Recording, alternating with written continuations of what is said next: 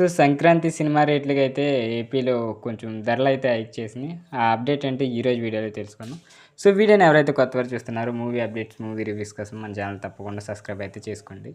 ఇక టాపిక్‌లోకెళ్ళిపోతే తెలుగు వారికి కాదు, తెలుగు ఇండస్ట్రీకి కూడా సంక్రాంతి అతిపెద్ద పండుగనే చెప్పొచ్చు. ప్రపంచంలో ఏ మూలనున్నా ఎంత బిజీగా ఉన్నప్పటికీ సంక్రాంతికైతే ఇంటికొచ్చేస్తారు. కుటుంబ సభ్యులు, బంధువులతో కలిసి హ్యాపీగా జరుపుకుంటారు. ఈ సమయంలోనే ఎక్కువ సినిమాలు రిలీజ్ అవుతాయి. సినిమాలు రిలీజ్ అయినయి కూడా కొన్ని ఫ్యామిలీ ఉంటాయి, కొన్ని యాక్షన్ ఉంటాయి, కొన్ని పొలిటికల్ డ్రామా, అడ్వెంచరస్ ఈ మూవీస్ అయితే ఉంటాయి. సో, 'రామ్ చరణ్' కాంబోలో తెరకెక్కించిన 'గేమ్ చేంజర్' అండ్ జనవరి 10న వస్తుంది. 'బాబీ బాలకృష్ణ', 'డాకు మహారాజ్' జనవరి 12, 'వెంకటేష్', 'అనిల్ రావిపూడి' అయితే సంక్రాంతికి వస్తున్నాం జనవరి 14న వస్తుంది. ఈ భారీ ఎత్తున అయితే రిలీజ్ అవుతున్నాయి. సో, వీళ్ళ బడ్జెట్ పెడతారు కదా! ఎంతయింది, ఎంత ఖర్చులయినయి.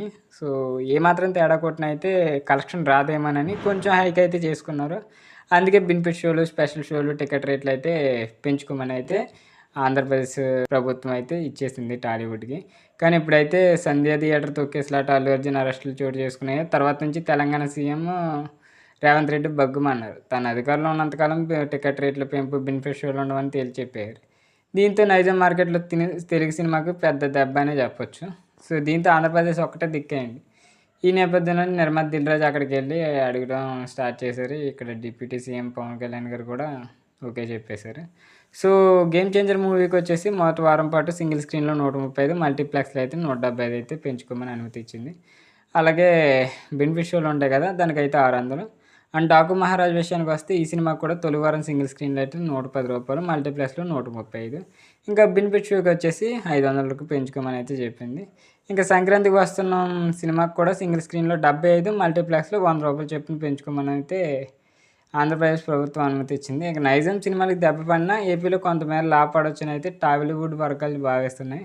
సో, అందుకే ఆంధ్రప్రదేశ్ ప్రజలు కూడా కొంచెం జాగ్రత్తగా ఉండి దూలెట్టుకోకుండా తగ్గినప్పుడే రేట్లు చూడండి. లేకపోతే ఓటీటీలో వచ్చాక మూవీస్ అయితే చూడండి. అప్పుడైతే మీకు కొంచెం కంఫర్ట్‌గా ఉంటాయి. సో, ఫ్యామిలీలతో ఎళ్లి ఎక్కువ డబ్బులు దెబ్బ పెట్టుకోవడం కన్నా ఓ 10 రోజులు, వారం రోజులు ఆగి మీకు ఫ్యామిలీతో ఎళ్లి చూడండి తక్కువ రేట్ వచ్చాక. ఇది నా అభిప్రాయం అంతే. సో, వీడియో నచ్చితే తప్పకుండా లైక్ చేయండి. ఇలాంటి మూవీ అప్డేట్స్ కోసం మన ఛానల్ తప్పకుండా సబ్స్క్రైబ్ అయితే చేసుకోండి.